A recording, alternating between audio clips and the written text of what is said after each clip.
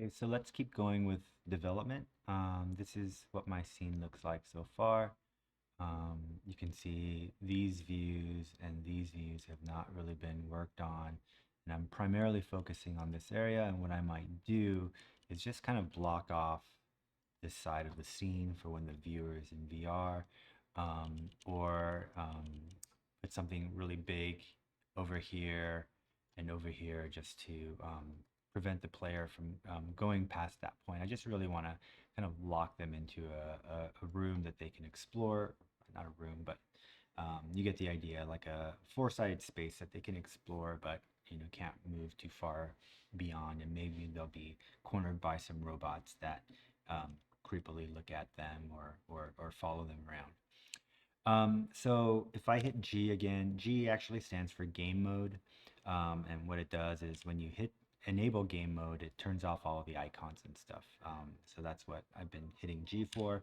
So here's, I'm hitting G again so I can start to see some of the elements, primarily things like cameras and rig rails.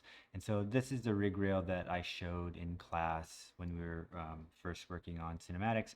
I'm just going to get rid of all of this because I don't want it. I'm going to start my cinematic from scratch, and in fact, I'm going to take my level sequence and I'm just going to go ahead and delete it. So let's look up sequence. I want to get this level sequence actor. I mean, I could leave that there. I can just delete this particular level sequence or create a new level sequence that I'm going to use in conjunction with this new updated scene.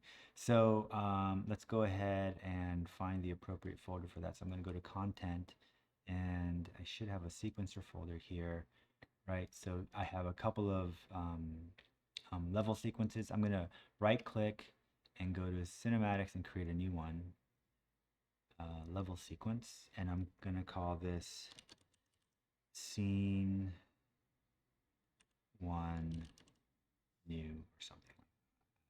I can't think of a better title right now.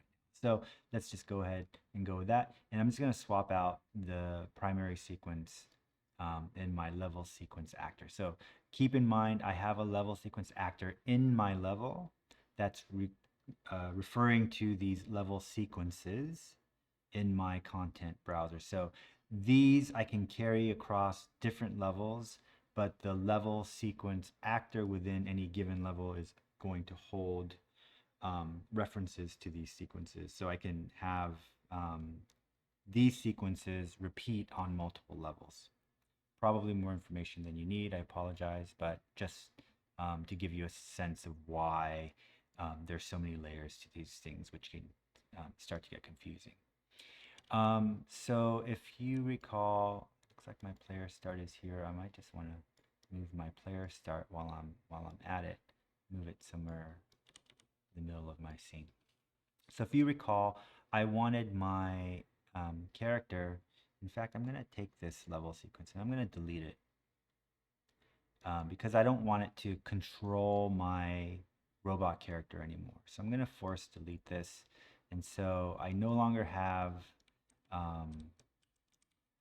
the cine camera I have on hand or in the scene controlling any assets in my scene. So in other words, my child character and my CineCameraActor should be basically free and independent of any animation. So here's my CineCameraActor. I want to maybe adjust certain aspects of it. So I set the minimum f-stop to 0.5 just so I can get more depth of field. I might start to focus in on something different, but if I click on this box, I can show where my focal plane is, and I can obviously drag this around back and forth to visualize where my camera is focusing. And if I turn this off, you can see that the backdrop here, you can start to see the glowing eyes of the Amy character behind the wall. And so I'm really starting to establish my shot at this point. And so I don't want the child visible in the beginning, and eventually she's going to come across. But if we go back to my sketch, I want the sort of, it's almost as if we're looking at a newscast and there's going to be a character standing, and then over her shoulder, over the reporter's shoulder, the robot starts to infiltrate, and then the cameraman zooms in on the robot actor. So what do I need? I need like a stand-in for my reporter. So one thing I can do is, I think in the engine content there should be like just mannequins that Unreal Engine uses. So let's see if I can find that quickly without doing a search. So let's go to engine. Let's look for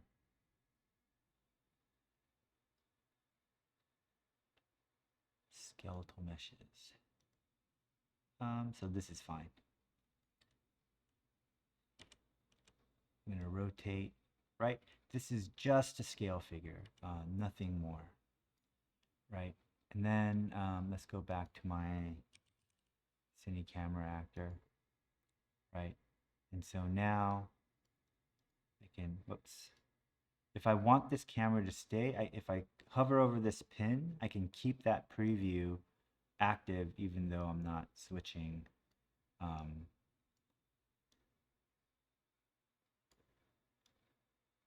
So I want the interviewer standing somewhere over there, right? On the floor, on the ground.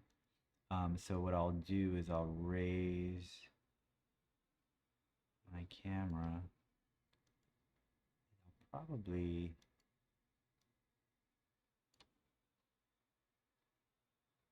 rotate.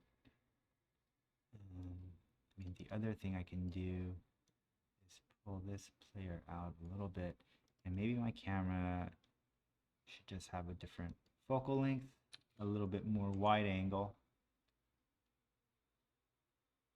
right? I don't know what news cameras typically are set at, but a little bit more wide angle seems to be appropriate.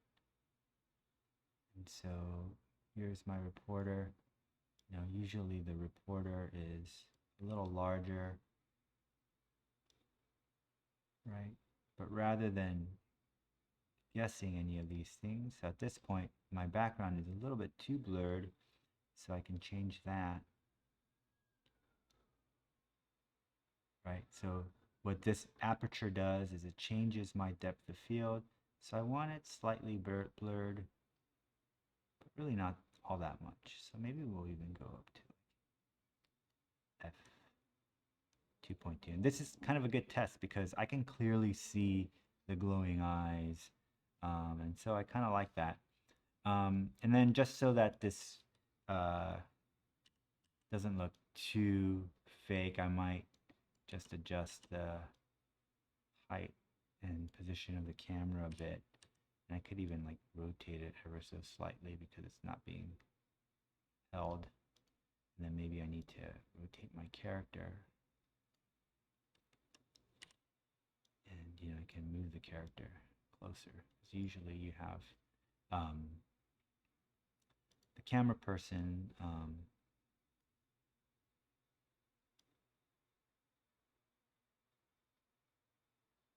right? And rather than doing any of this guesswork, I'm just gonna go over here and do a Google search for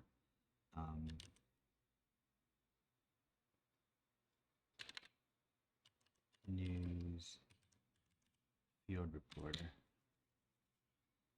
and look for some images, right? Just to get a sense of like how are they cropped, how much of their body is visible, where's their head roughly, and you can see it's fairly consistent, and so we can start to position this. The news report is usually more in the center of the frame, and maybe a little bit higher up, something like this, right? And so I can just drag some of these reference images to my PureRef board, and then if I want, I can grab a microphone or whatever prop details would be needed to make this scene a little bit more realistic, right? So maybe something like this, right? Just kind of on center. Okay, so this is, just framing my first shot. I'm gonna bring this camera into my sequencer, and so maybe at this point I can start to actually get that to work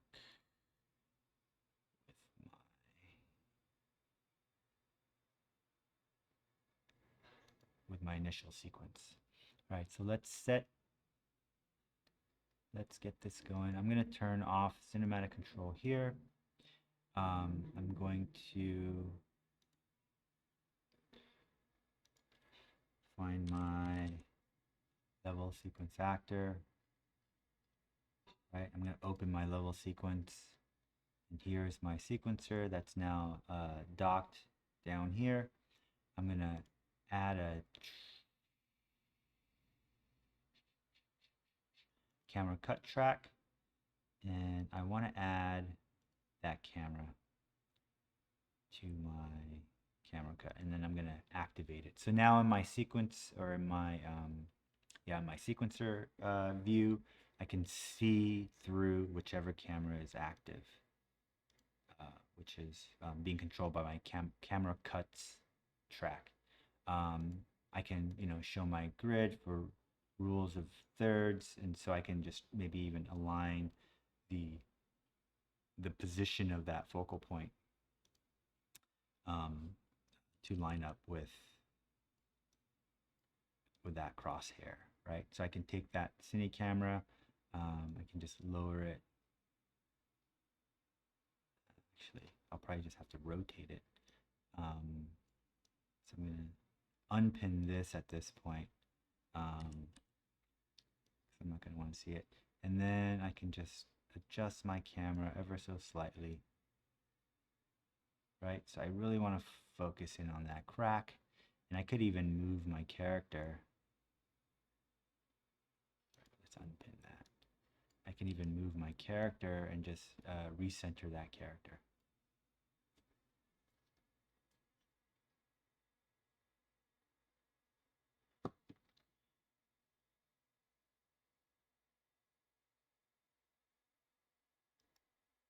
Okay, all right. And so now I think I'm ready to go. I might start to look for different characters for the newscaster, but let's go ahead and start animating our camera, right? So what I want to do is add a transform track to my camera, and we can start to key in its position. So we can key its position and its rotation from the very beginning. We will want to control things like our frame rate. I talked about film being 24 frames per second, and going back to my comments about planning your shots, we have basically planned out, like you should plan out like how long each shot is roughly going to take, and obviously things will change as you go, but so far we have in our sketch about 4 scenes. All 4 of these are on this singular camera, so I'm just going to make my entire sequence 30 seconds. And so what is that? 24 times 30, 240, 600, 720, right? And so I'm just going to make my end frame something like 800. And I'm going to stretch this out. And I want this to be at 720 roughly, right? So my whole sequence right? And I'm just going to stretch this camera to fill the entirety of that sequence. So I'm just working off of that, that single camera. And the camera is going to do all of the action, right? But what we do know is from roughly 15 seconds, we're going to end up with our zoom. And so 15 seconds is, what's 720 divided by 4? 18, sorry, 180. So let's go to 180. And again, this doesn't have to be super exact, but at oh shoot, no, I didn't mean to do that. I want to move my playhead to about 180. And at this position, I know that I want my camera to turn and focus in on this corner. And so let's go ahead and add a couple of tracks to this. I want to add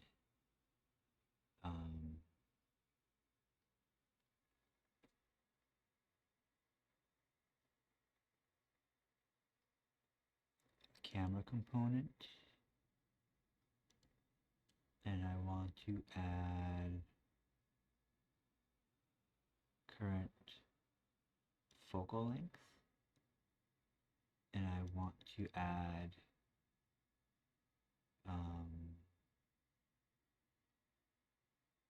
where's focal distance, focus settings, manual focus distance, right? And so, you know, we can go back to 0, and I might just establish some keys here just so that we don't lose it. And I can move those keys to a different position, but I'm going to go to about 180. And then first thing I'm going to do is change the rotation, right? Because I'm going to center this. And so I will change my yaw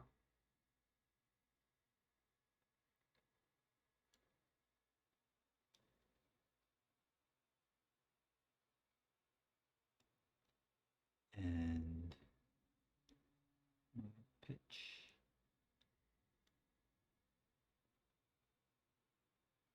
And then I'm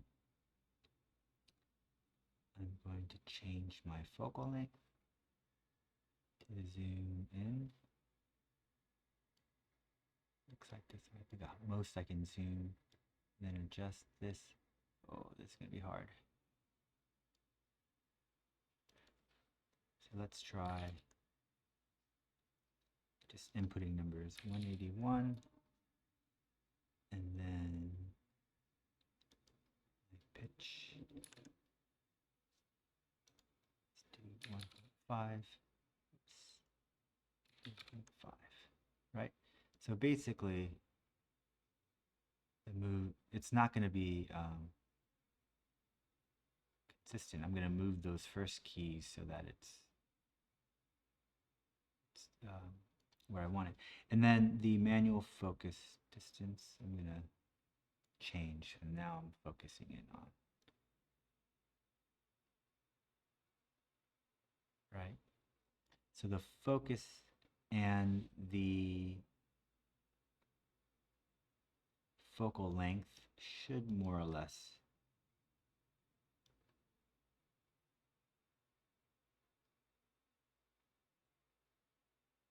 do something like that. So I want to move these a little bit later, so I'm just going to grab these keys.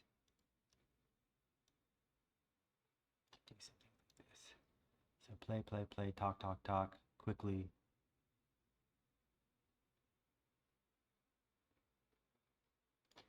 So maybe these need to, I'm going to turn my, it's really these guys.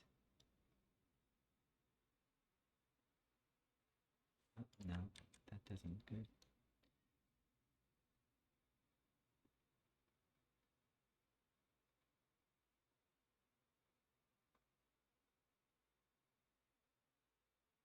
So it's really about here that I want my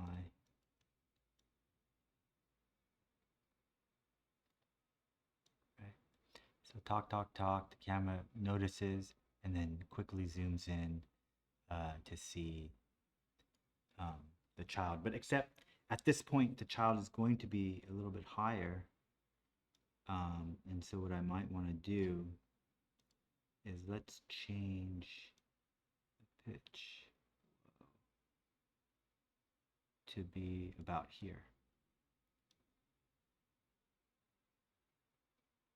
And maybe at this point, she's already climbed up to the top, right? So this is just kind of controlling our timing.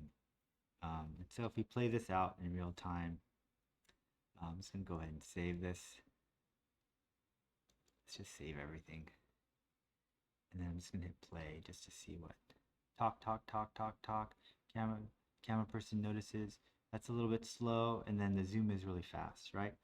And so I might want to just grab these keys. The first ones aren't really doing anything, but I'm just going to go ahead and move them, right? And you can see this space here just might be too much, but I'm not going to focus on that right now. So I might just cut more of that off, or I just need a lot of verbal explication. So notices what's going on and then zooms in. It still looks pretty mechanical, but we'll tweak that as we go.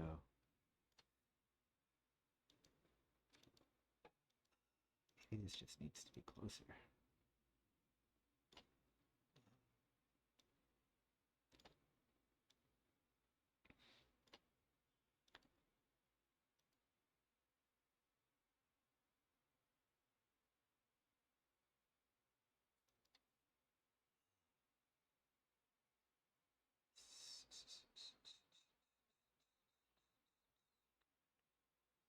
I'm gonna do the focus a little bit later.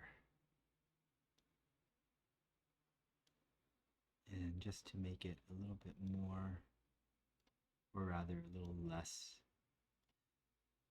robotic, I'm just gonna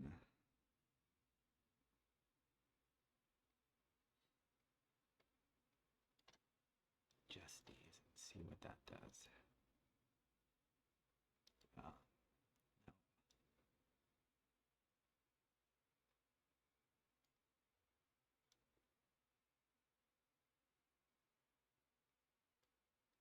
So basically, I want maybe these to be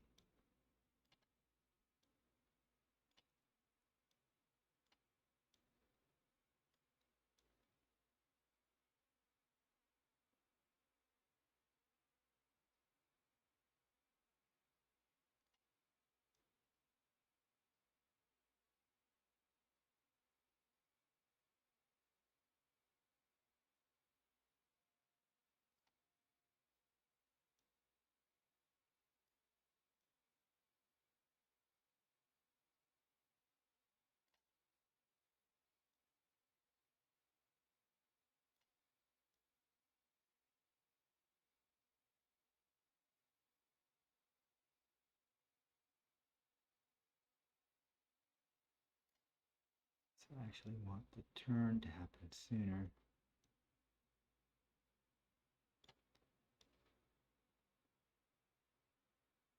Yeah, maybe like this.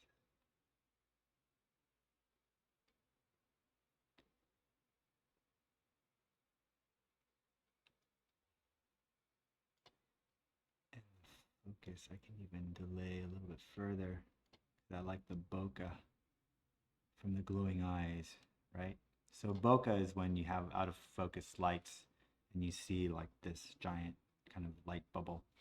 That's referred to as bokeh. Right now you can see it has, let's see, 1, 2, 3, 4, 5, 7 aperture blades. You can actually change that on the camera as well.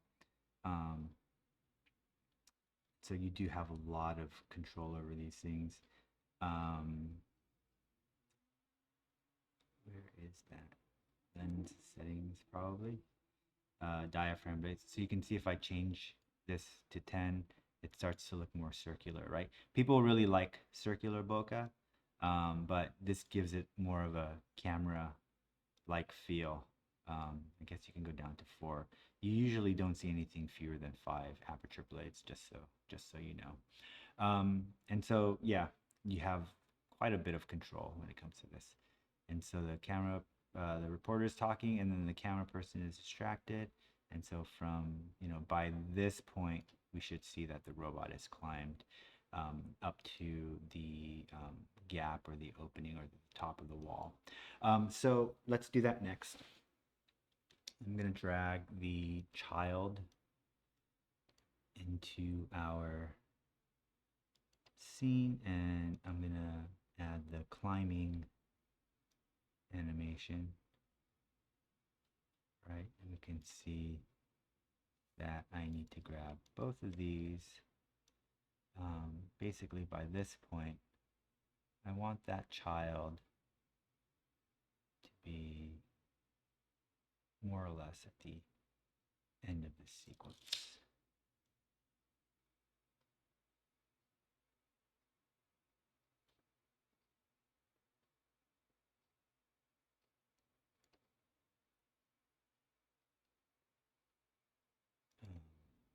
I'm going to move the child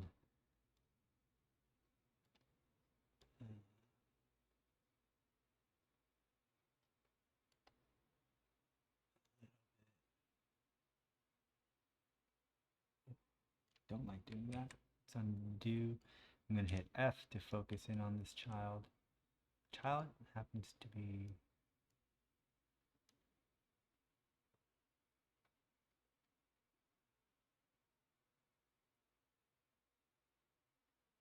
where does the child jump forward?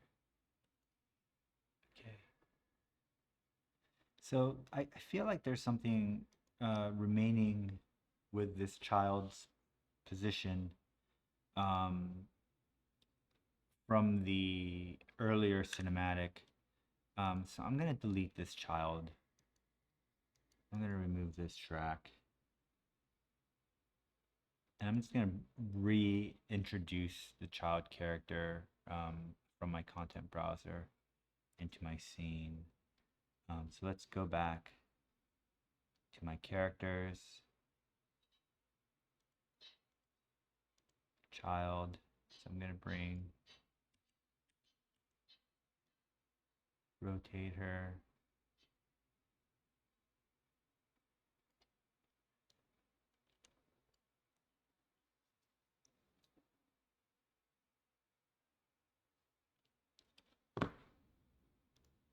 And then I'm going to bring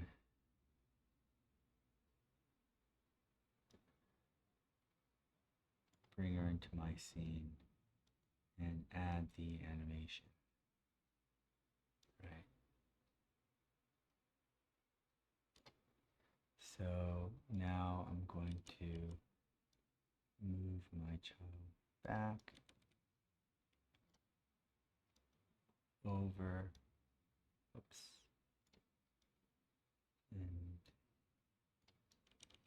up.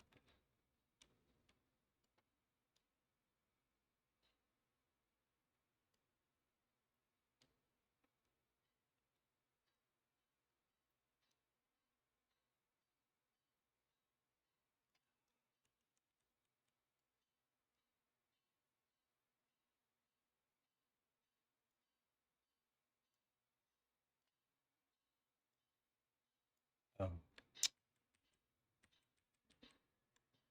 going to delete. For some reason,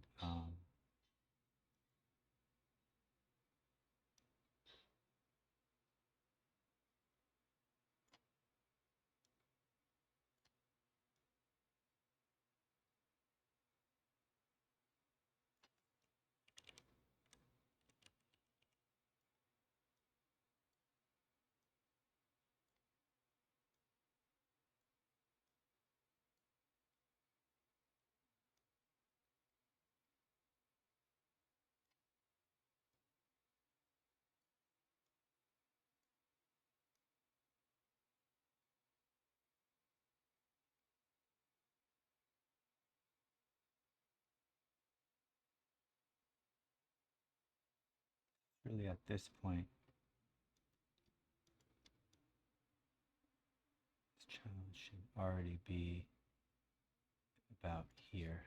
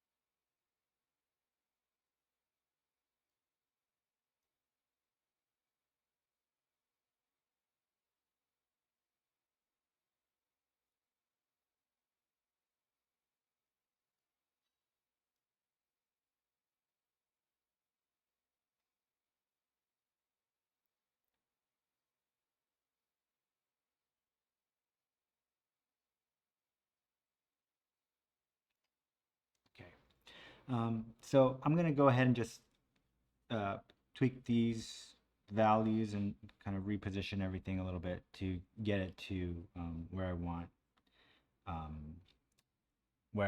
the how the action to be timed. You could see this becomes a very fiddly process, and so take your time doing it, but get it 90% of the way there, if not 80% of the way there, and tweak the details um, down the line. But that last 15 to 10% of adjustment could take quite a bit of time. So allocate your time accordingly. So I tweak things around a little bit, and we can kind of see where we're at.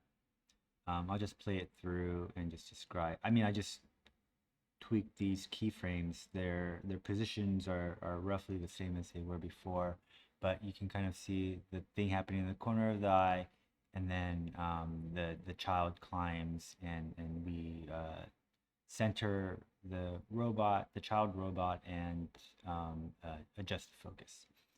You can see this barbed wire here is starting to intersect our child, and we can see that that barbed wire is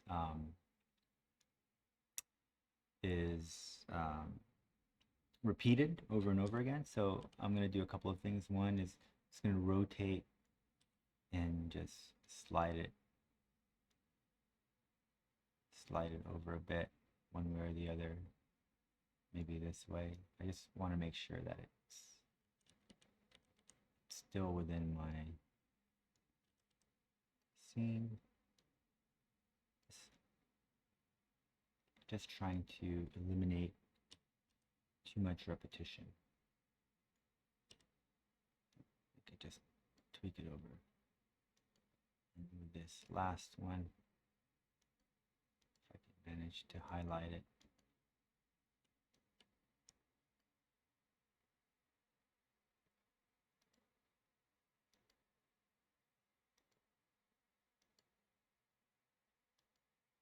Guess this is good enough. And then what I might want to do is just move them further backwards.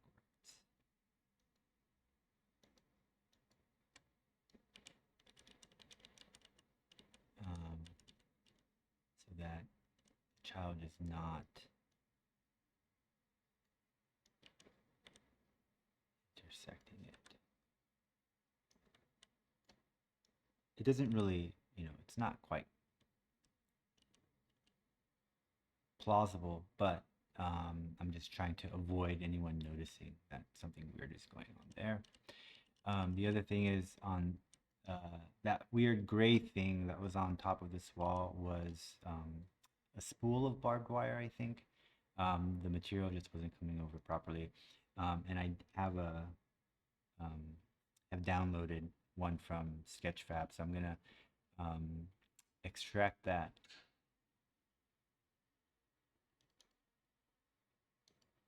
And let's keep extracting until I can access the asset.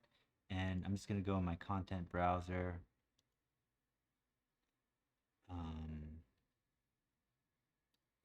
guess I can put it in my background folder. Let's remove this filter. I'm going to go ahead and just drag this barbed wire in here and click import. And then I'm going to drag the barbed wire into my scene, rotate it by roughly 90 degrees.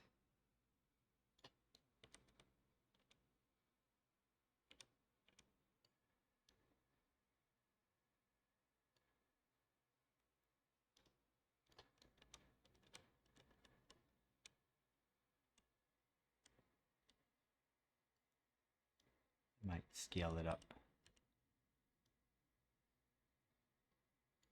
so it's a little bit more visible. And I'm only doing this because now we can see with this particular shot,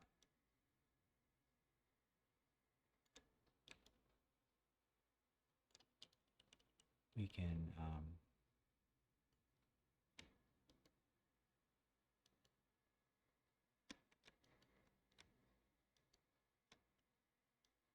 can see that quite a bit more.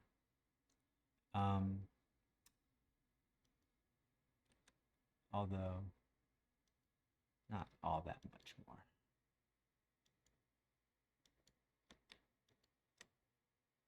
Let's move this up a bit. I might want to give it a lighter color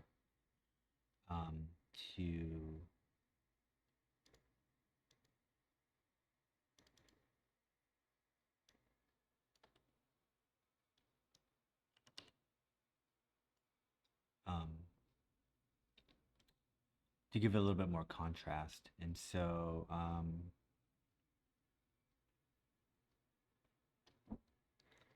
let's see if I have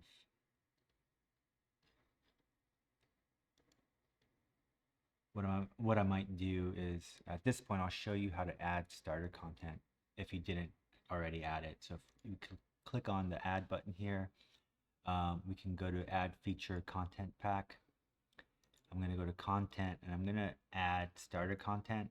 The reason I'm doing that is it does come with some basic materials that I might be able to use for that barbed wire asset. So I'm going to go back to my background folder, double click on my barbed wire asset, go to my materials here, and what I might do is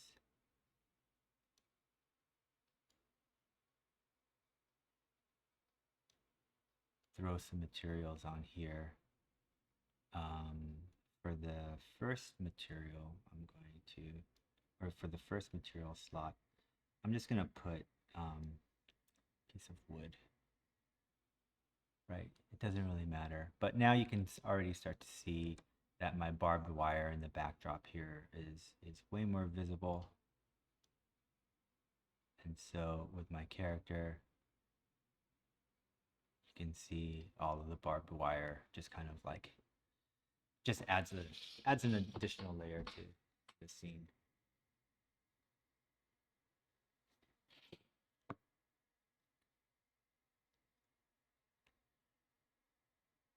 I'm fairly happy with the way this is looking so far. What I'm going to do next is swap out this reporter character with an actual character instead of this mannequin. And I'll show you what I did after I do it. Okay, so I'm here in the Epic Games launcher, and we can go into the marketplace. And I'm going to look for some assets that start to maybe be better stand-ins for my reporter character. I'm going to check the permanently free collection first.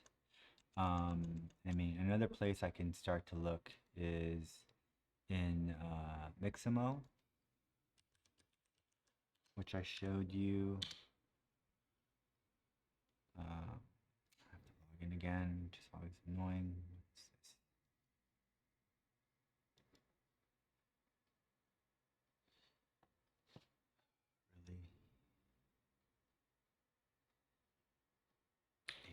7.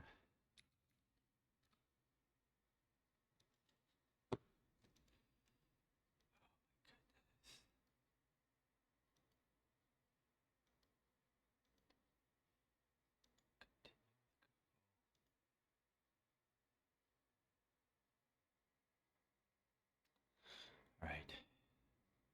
So go to characters, and if you find um, another character that's appropriate, or I mean, it really doesn't matter. You can just use any character. Um, just keep in mind that I might use Leonard if I can't find another one. Just keep in mind if you were to use a character that's not necessarily appropriate for your scene, it might start to throw your player off a little bit. You want to just make sure that your audience stays um, immersed in the scene. Maybe this is actually a better character. Is he wearing a tie? Yeah, it kind of has more of a reporter vibe, right? So that's definitely a backup option. I'm in the free, permanently free collection of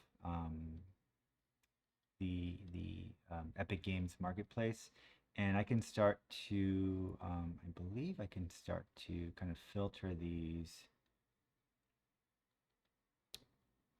I guess not. Oh, here we go. If we click on the search tags, we're looking for characters. So I'm going to just type on character here and see what's there. Okay, not much. So let's just go to Epic Games content. I'm going to go back to character. Epic Games content is always free as well, and so we might have some better luck here. Let's go to page 2. No, not really. Thought there were. In fact, I may have downloaded some characters already. Let's look at free for the month.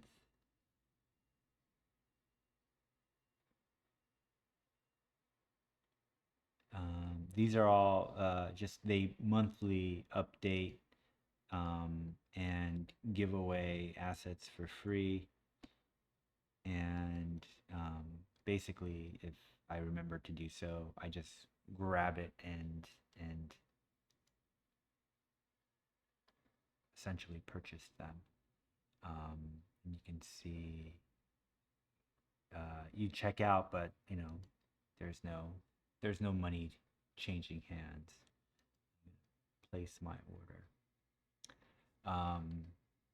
And now I have a Greek island if I want to use it. If I go to my library, if we go to the bottom of our library, I think I may have covered this in a previous class, we have what's known as a vault. And within a vault are all of the assets that I've downloaded or obtained through the marketplace over the years. And so, if I go into the search bar here and typed Greek, you could see that here's the Greek island that I just purchased, right? It's in the vault. I do believe there are some characters that I have, which I'm happy to share, like animals and African animals and a lot of vehicles, but a lot of these might still be freely available. I don't think I've paid for more or less any of these items. Here's city sample crowds, which I think has some people that that might be good for my reporter, and they might look a little bit more realistic. But city sample crowd. So if we go to actually samples, city samples, I do believe within here you can find these assets, and this is free as well. This is content that was developed by Epic Games, so these people should be freely available to you. And so if we go back to my Epic Games launcher, I'm going to go back to my library and go to City Sample Crowds. Now I can click on this button and add it to my project. So I can add all of those characters to my project. I'm going to select my VR Test 1, which is what what my project's name is. I should come up with a better title, um, but there's that. And then I can go back into this. What I may want to do is go ahead and close this, save everything out, and then reopen it.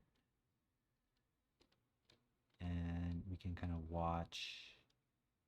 And this is 5.6 gigabytes of content. So this is essentially going to increase my file or my project folder size by 5.6 gigs. So keep that in mind. Sometimes what I'll do is create other projects to hold these individual assets in, and then just migrate over the individual characters that I want in that particular scene. But that's maybe an extraneous step that you don't really want or need.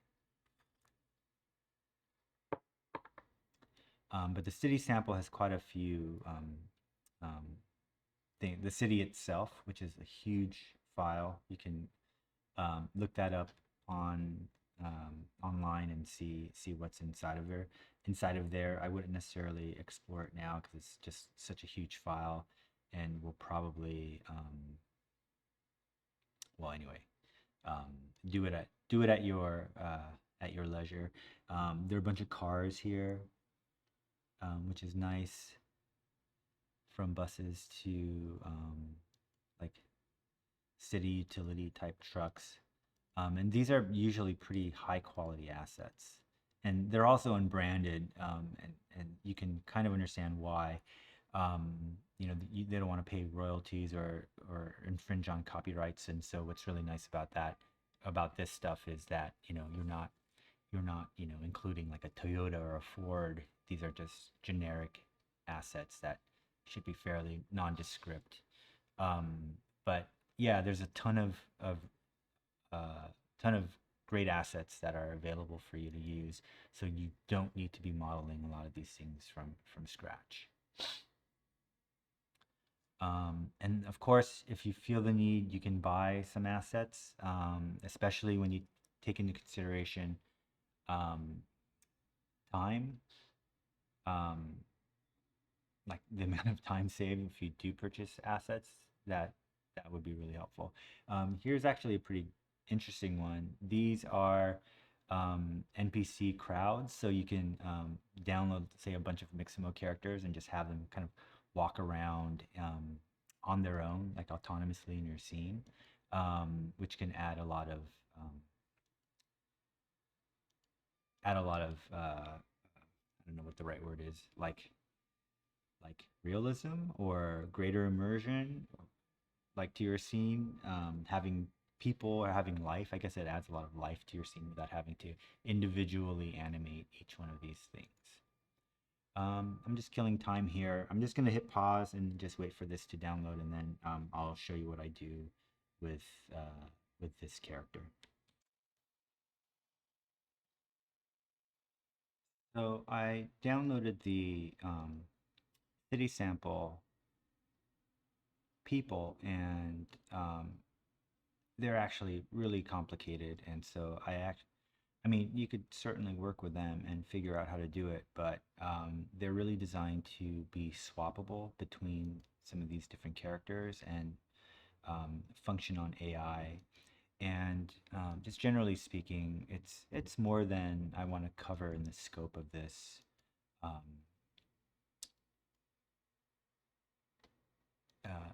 the scope of this tutorial and this class, really. And so I'm going to go ahead and scrap that idea and go back to my default or my safety net idea of using the Mixamo characters, which are just much easier to deal with for this particular kind of purpose. I'm basically just trying to delete some of these elements to reduce my file size. And I'm not sure if it's going to let me or not, but you can, you know, it's not the end of the world if I can't. But let's see if I can start to delete some of these individually. Right. So I'm just force deleting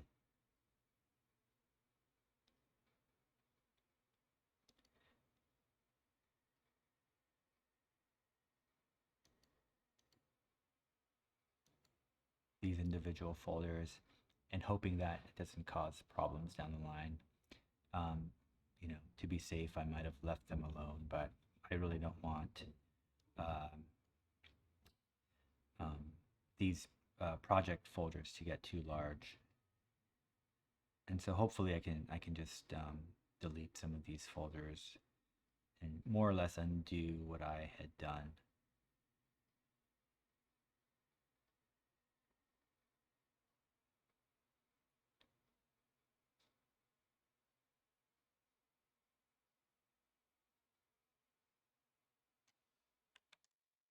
Okay, so what I ended up doing, just to delete that folder, and hopefully I don't run into any problems, is going into my actual project folder, going into my content and deleting that city sample characters folder from here. You know, in theory, that folder was all that was brought in. And so just deleting the folder from here should, in theory, just undo that import, but just approach such solutions with a lot of caution. The other thing I would suggest is I usually have these projects saved in my Dropbox folder, and in Dropbox you can rewind, which is essentially restoring backups from specific periods or specific points, like when you've opened or closed projects. And so you can always hopefully recover any lost work or recover a previous version of your project should something go wrong. So again, Dropbox, I don't know if the default Dropbox feature has that. I guess I have like a heightened version of Dropbox or a paid version of Dropbox where I'm allowed to rewind my folder. So you might want to look into something like that. And then Yale has a Box drive, and I do think Box also um, allows you to restore previous versions of things, or at least go back. You might want to do a little bit of research there.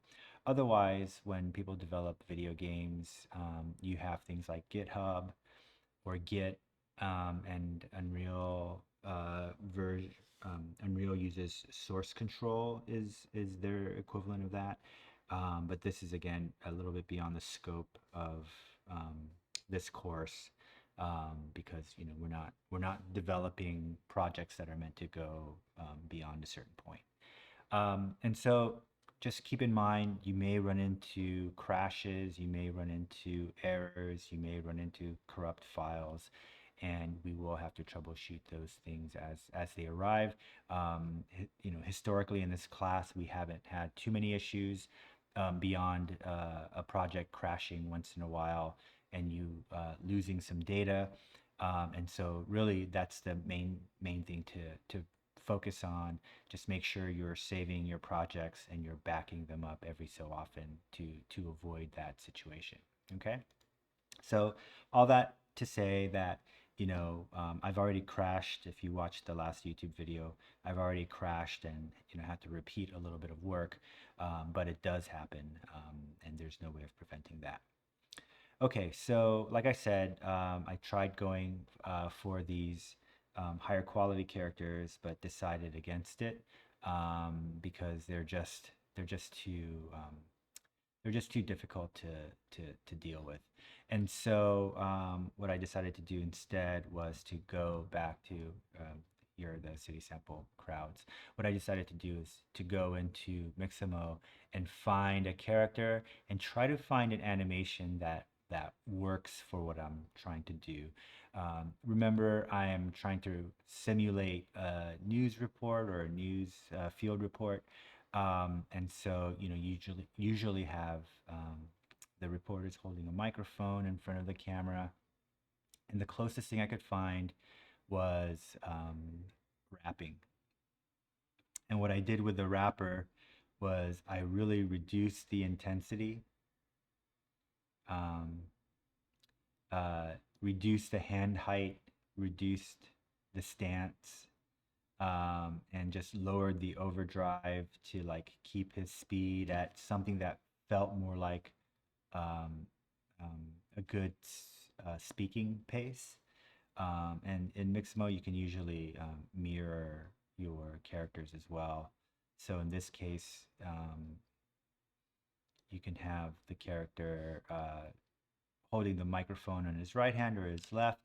And what I can do at this point is take a look at my framing.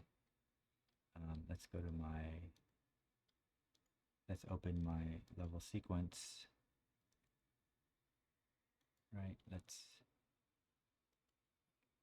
get out of cinema control. And so do I want the character to have the microphone in this hand or in this hand? And you can see I probably want the character to have the microphone in his right hand, and his left hand is a little bit lower, kind of gesturing off in this distance, and we'll be able to get a better view of the robot climbing up to the top of the wall. So I went ahead, I'm going to go ahead and mirror this animation, and I'm going to download this animation because I don't have the character. I'm going to download this animation with skin, and so I'm going to go ahead and do that.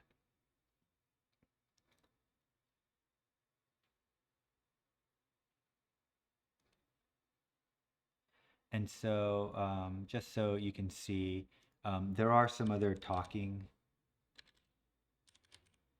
animations that I looked at, but these are mainly like smartphone, talking on the phone kind of animations.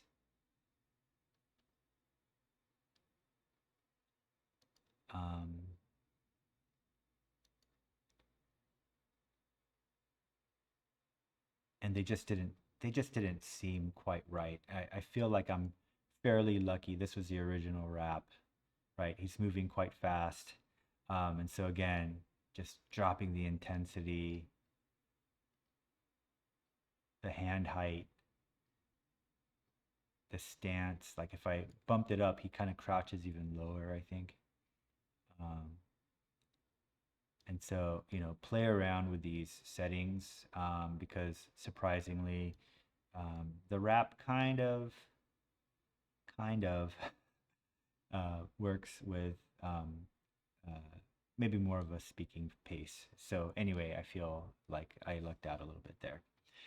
So we have our wrapper downloaded. I'm going to go back into my characters folder. I'm going to create a new folder called reporter. And then I'm going to import that reporter into my skeletal mesh, import animations, import all.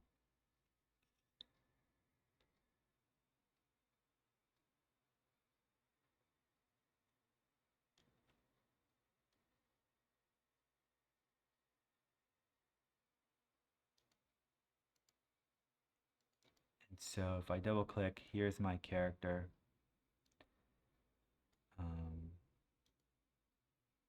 And here's my animation. Right.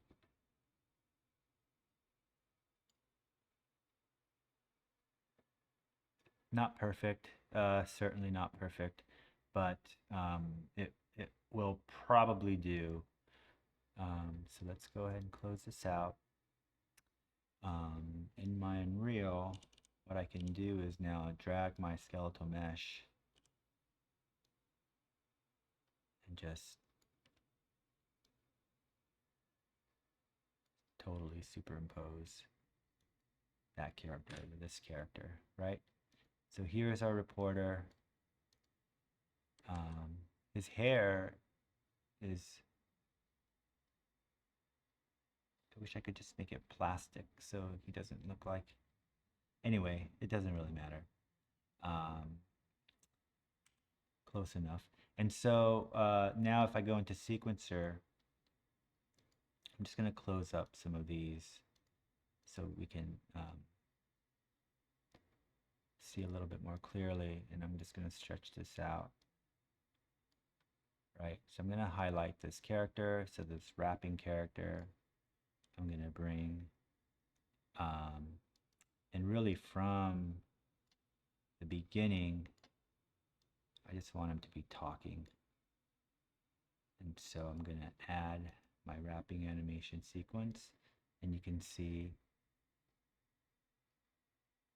he kind of throws his hand back as we zoom in. So this is maybe a bit of a fortuitous coincidence. But one thing I want to do is I don't like the way this character is being framed while his posture is down. I could fix that by just moving the character up, for instance.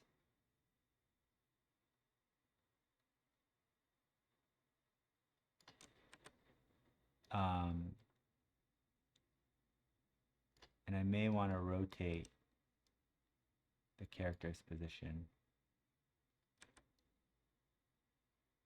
so that he's more square to the...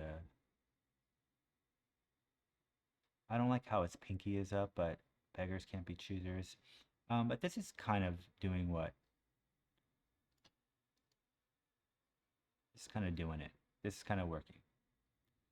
And so this is the speed at which he's speaking. I actually think I'm going to re-download this and have him speak a little bit faster.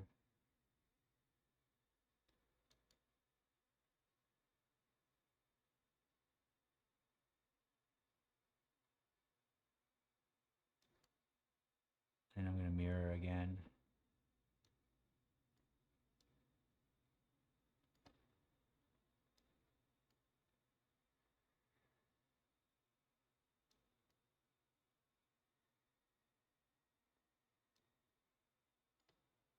I don't really know what stance is doing, but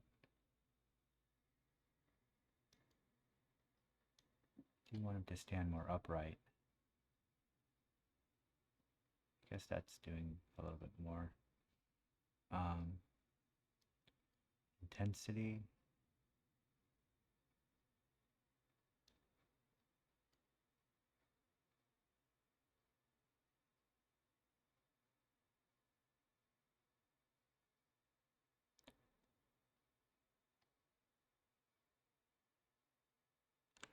Right, I might switch that out. He is speaking a little bit slower here.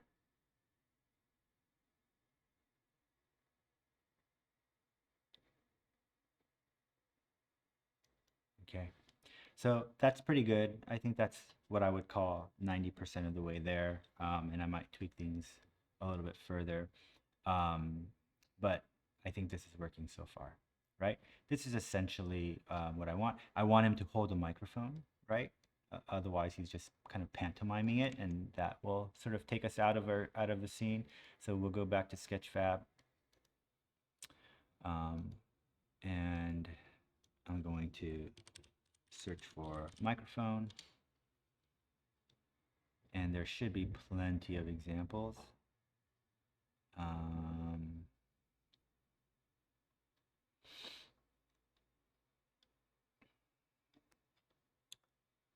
Let's type news and let's see if there's one with a generic. That one looks pretty good.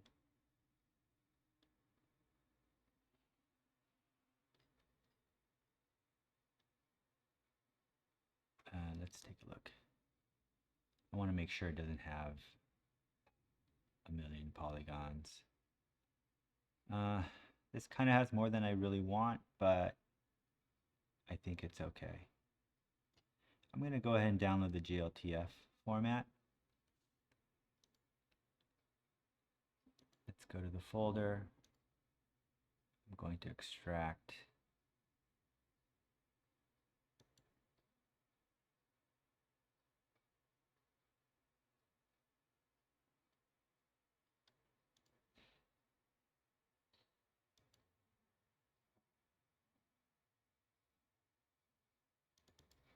So here is my asset.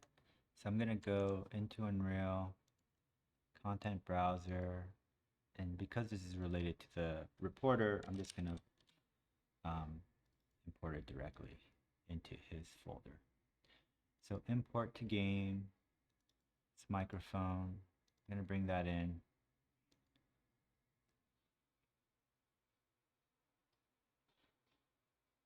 right? And our material comes along. And what I'm going to do is show you how to, whoa, that's a big microphone.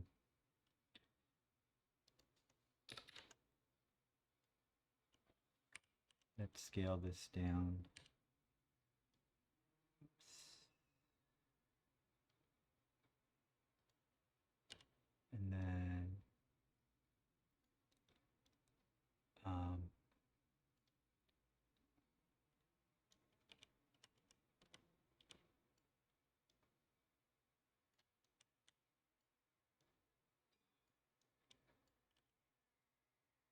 right, what I want to do is take this, let's rename this so we don't lose it later.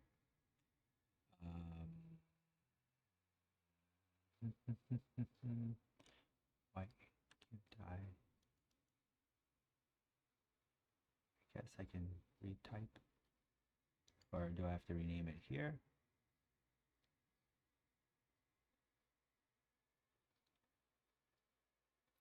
Rename microphone. That didn't change this at all. Edit, rename microphone, right?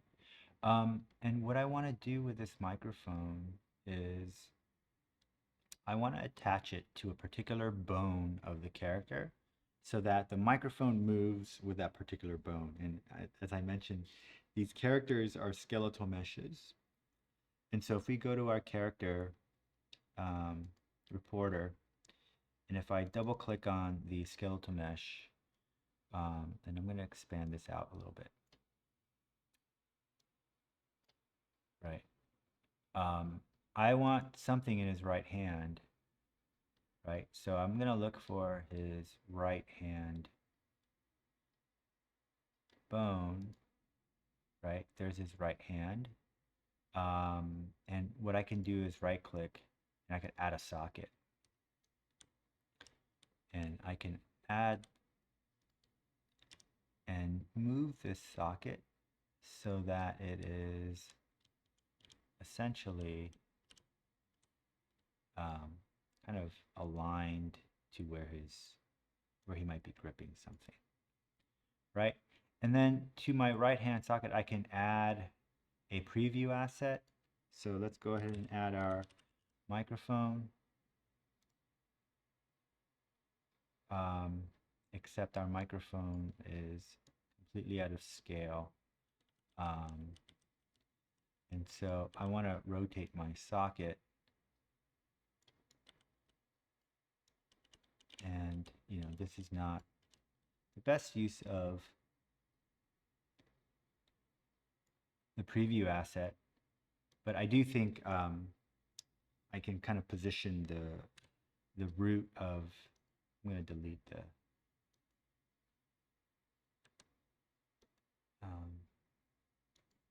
how do I remove all attached assets, right?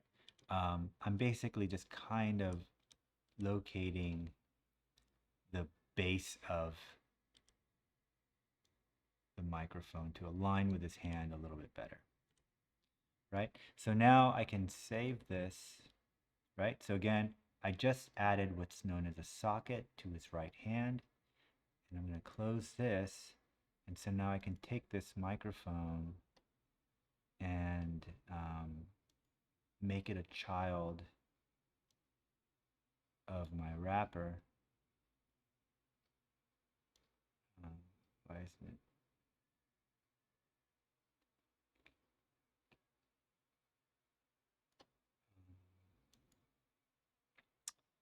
That's strange.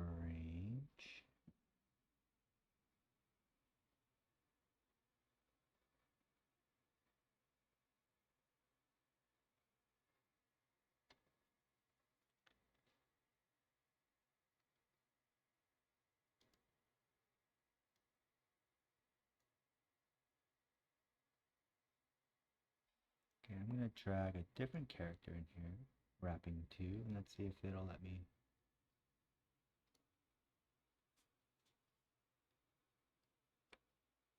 Oh, you know what it is? I need to make this movable perhaps. And then drag it to my wrapper. And then I just identify the right hand socket. So let's go ahead and delete that.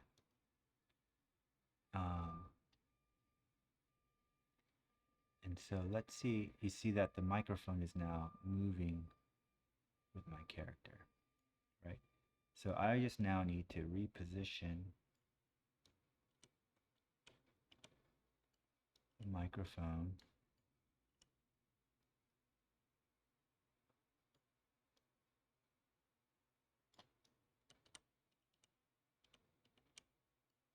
Right, so at this point, I can even go into some of these other views. Let's set this to lit. Right.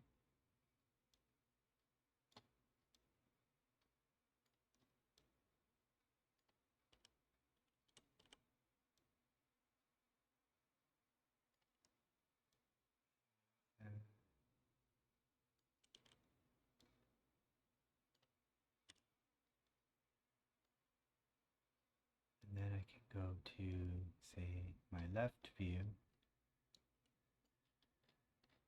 Do I need to zoom in or zoom out? Let's go to my front view. It's not really. Let's just go back to perspective. I mean, he's not holding it the way I would want him to hold it, but this is sort of the best we can do. And I might just increase the scale of this ever so slightly. Let's just undo that. 0.015.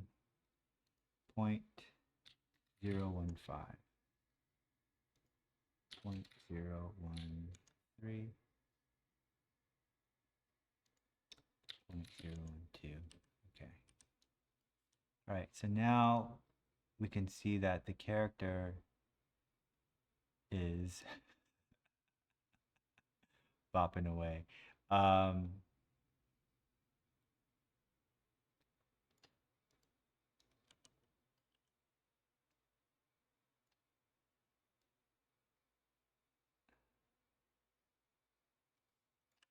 Okay. So let's go back to sequencer. Let's just kind of play this from the beginning and get a sense of the timing. It's not so bad when he's moving slower, I think. All right, good. So I don't like the creepiness of this character's face, so I'm gonna blur him out. I think there are a couple of students that are going to apply some post-process materials. And in this case, I want to use like a blurring effect on the head. Surprisingly, it wasn't totally easy to find a tutorial that covers that, but I did find a tutorial that allows you to voxelize 3D geometry. So let me play this into a voxel version of itself.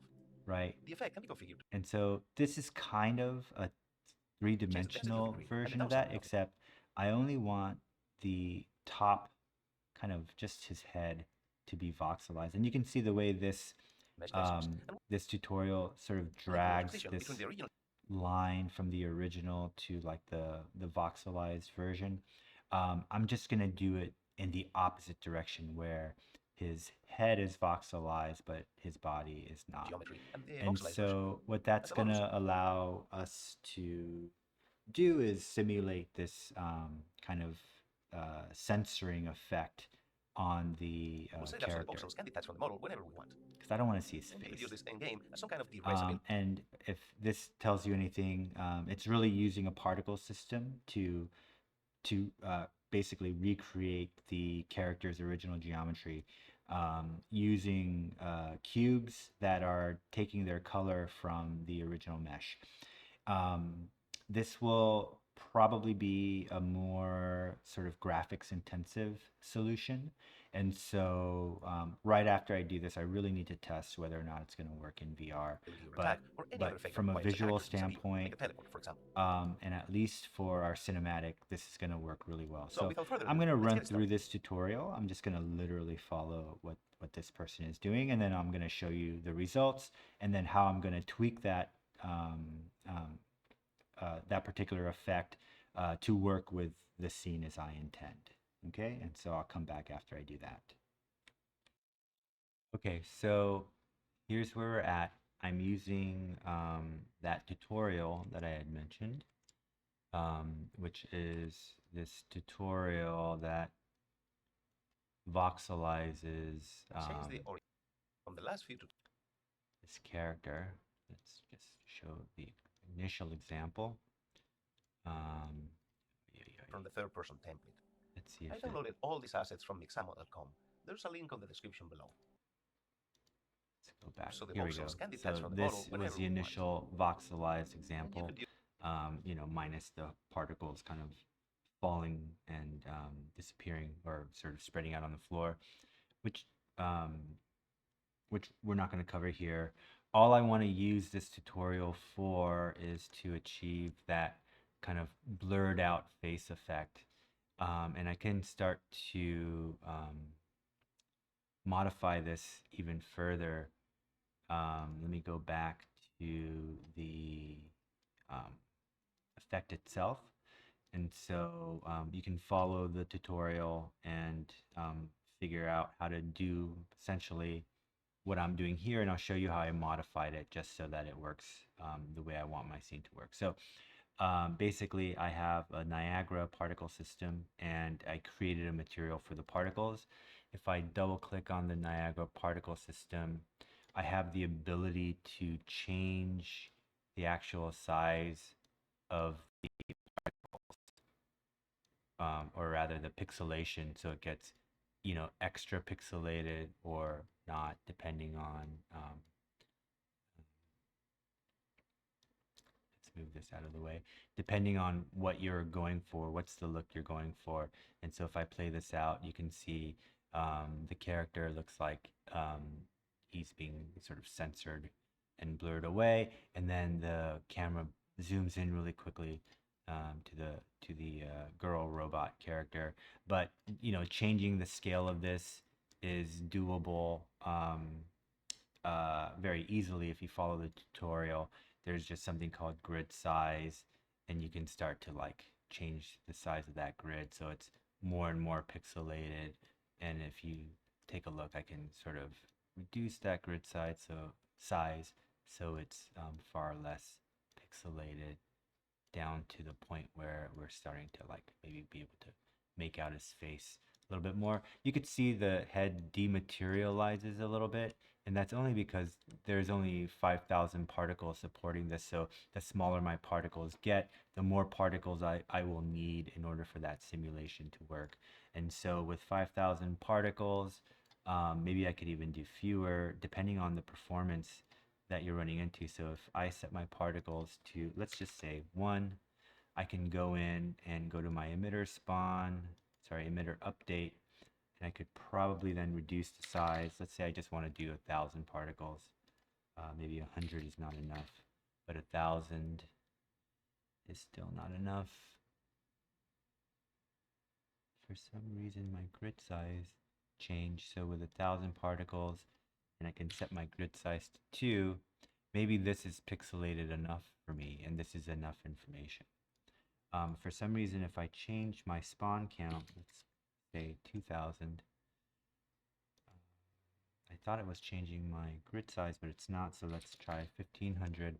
So again, I want as few particles as possible to just sort of fill this character's head.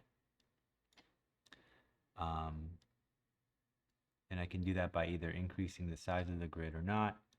And again, that all is going to depend on what effect you're after, right? And it's got some flickering happening, so it just at least in my opinion, does a good job of simulating the blurred out kind of head. But you could also just apply a blur in post-production as well, I suppose. But I'm trying to just show you the different things we could do in Unreal. So maybe I want to take this down a notch. Maybe let's try 1. Let's go back to 5,000 and see if I like that. And then I can just keep playing this through. I feel like it wants to be a little bit bigger. So let's try 1.5, but you get the idea. This is now your fine tuning some of these details. Let's try 1.3, and maybe we can get away with 2,000 particles. No, looks like I want a little bit more, maybe 500. And then I'm just going to go ahead and play this again and see if that helps, right?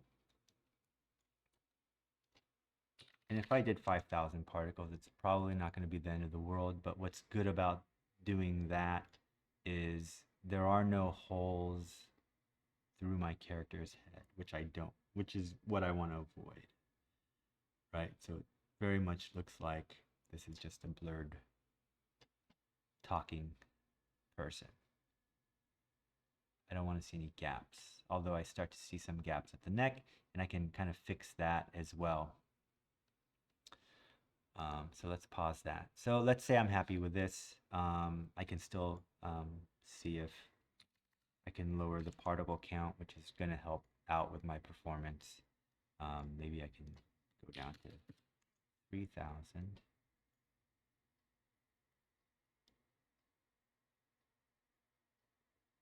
Right. The big problem now is my neck. And what I have here is a value, a scalar parameter that's going to allow me to change how much of that neck is visible. And in fact, I could just have this set to 1. And you'll see that my character's head is fully visible, and it's just the boxes are just laid on top of that. And so again, you can adjust these as you feel the need. I'm actually going to go ahead and set this back down 0.8, 0.85, just to get some of the chin and just keep the top of the head blurred out. So I'm liking how this looks. So this adjustment, these 3 nodes were shown in the tutorial, except I just switched between the X and the Y value of my step.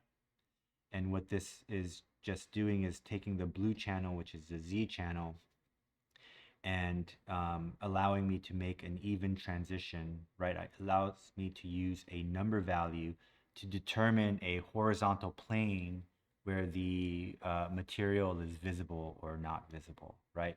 So if we look at this preview, I'm actually roughly 85% to the top of the sphere, right? Which means I'm roughly 85% to the top of this character's mesh, right? And I'm using that to mask away the top of his head, and I'm doing the opposite as the tutorial indicated in this step here.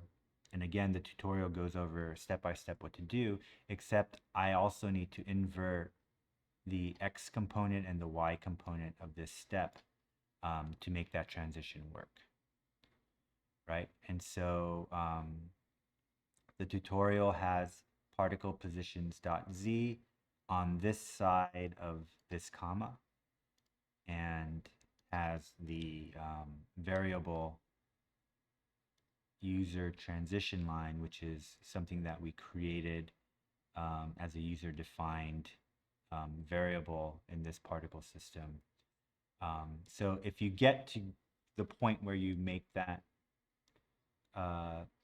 particle system work, I can walk you through the other adjustments. And I suppose this is really going to be more relevant or most relevant to Carl, who wants to pixelate some of the characters' heads. But this is exactly how I would go about doing it.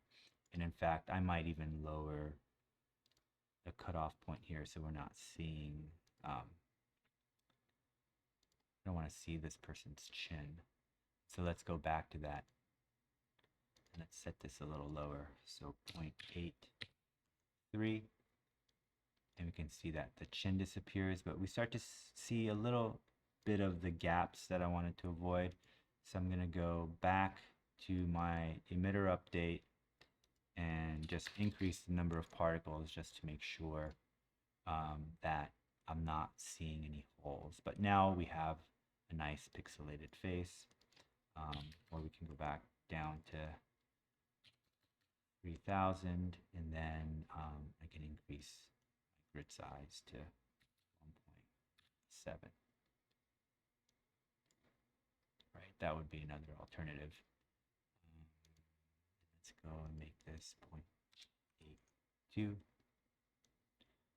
I don't want to see any of the chin, right? So anything above this line, like including his hand, and maybe that's, you know, not ideal, but it is what it is now kind of pixelated using this particle system in Niagara. So I'm gonna go ahead and close this out and hit save. And I'm ready to move on to my next scene. There's the little girl, and maybe I can have other robots climb up after her as well. And then I want to add some camera shake because this is a handheld camera and it's sort of being held perfectly still and zooming kind of, you know, mechanically. And so I'm going to add something called camera shake to this, but we'll cover that in the next video.